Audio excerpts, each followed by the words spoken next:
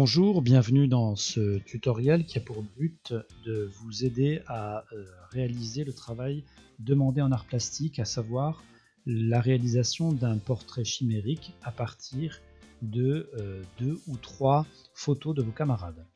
Donc pour cette démonstration, j'ai pris 2 autres petits camarades enseignants et j'ai réalisé le portrait chimérique que vous avez devant les yeux, qui est constitué ici des cheveux de Morgane, des yeux de Pascal et vous voyez ici mon portrait initial. Je passe maintenant à la démonstration type d'une activité qui consiste à masquer une partie d'un visage pour l'insérer sur le visage sur lequel vous voudriez travailler. J'ai donc un fichier ici constitué de 3 portraits initiaux. Ici, j'ai 2 autres calques déjà travaillés pour vous permettre de visualiser le résultat final. Vous voyez bien ici que les 3 portraits, les 3 calques se superposent et si je les superpose, on ne voit plus mon portrait sur lequel je veux insérer des parties. C'est tout à fait normal. Je vais donc ici,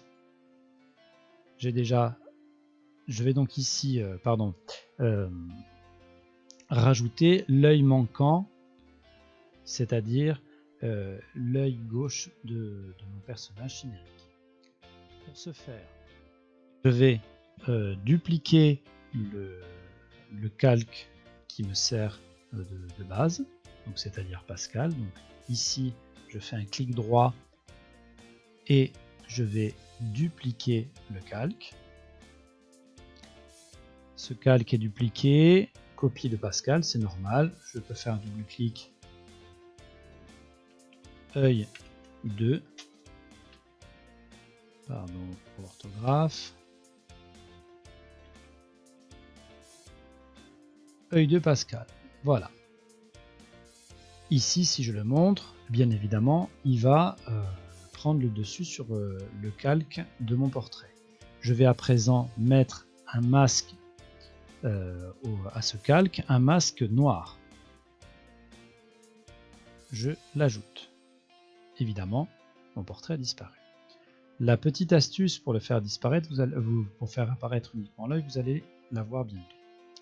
Maintenant, je vais travailler sur le calque en utilisant ici toujours un pinceau noir ou blanc. Blanc fait apparaître, noir fait disparaître. Je rends visible le calque Pascal initial ici, mais je travaille toujours sur le calque et je vais colorier l'œil qui m'intéresse. Je suis bien ici sur le masque. Je fais de nouveau disparaître le calque Pascal initial et vous voyez que j'ai bien détouré un œil. En fait, j'ai pas détouré, j'ai rendu apparent un œil. C'est pas tout à fait ça le détourage. C'est pas grave. Je vais maintenant déplacer le calque en entier. Donc je sélectionne bien le calque en entier pour pouvoir le placer au bon endroit. Voilà, il est placé. Je vais zoomer pour affiner un petit peu mon travail de masquage. Donc zoom, on peut travailler à 50%, c'est largement suffisant. Je me remets à travailler bien évidemment sur le calque. Je choisis mon pinceau, cette fois-ci noir pour faire disparaître les parties qui ne m'intéressent pas. Et faire réapparaître mes yeux. On se rend compte ici que je ne suis pas tout à fait aligné au niveau des yeux. Je vais pouvoir le déplacer en utilisant l'outil déplacement, en choisissant bien le calque et non pas le masque. Je déplace ici pour avoir l'œil le mieux placé.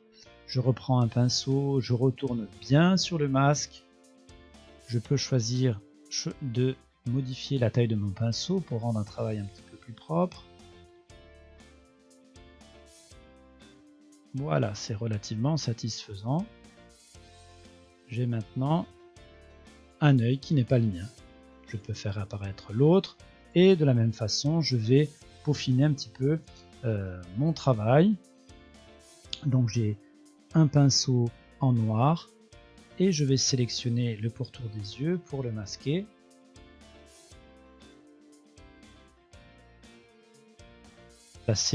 Et le placer ensuite au mieux. Voilà, on se rend compte que mon œil n'était pas tout à fait bien placé. Je vais le changer de place pour qu'il soit le mieux placé. Là, on a un résultat assez intéressant.